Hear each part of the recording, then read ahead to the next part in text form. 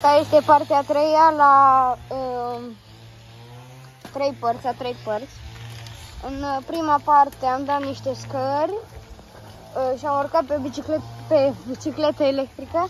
A doua parte m-am dus pe covaci, pe o vale de covaci, cei care din Băna știu. Și asta e a treia parte, când voi face... nu. Când voi da niște scări foarte stricate și lungi. În jos, încolo este...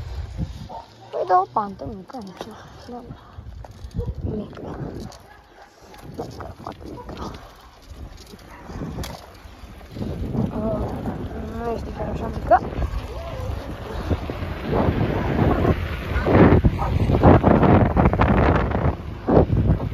A venit un câine mic după mine alb. Și nu știam de unde se aude latratul.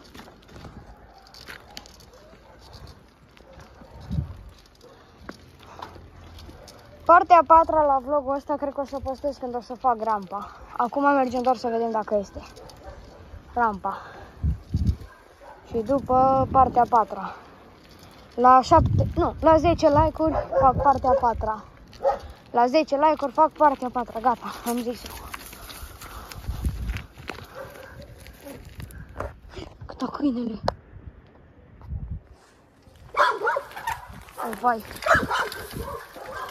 Trebuie să pedalez, că e mare. L-ați văzut și voi. Nu mai mă uit la nicio rampă, nica. Poate să... L-ați văzut? Stătea deasupra pe garaj. Uite aici, după tabla asta. E aici, uitați-vă. E aici.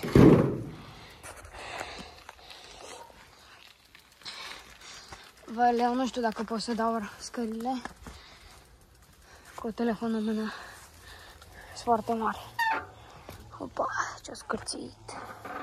Nu pot. Ok, dau încet.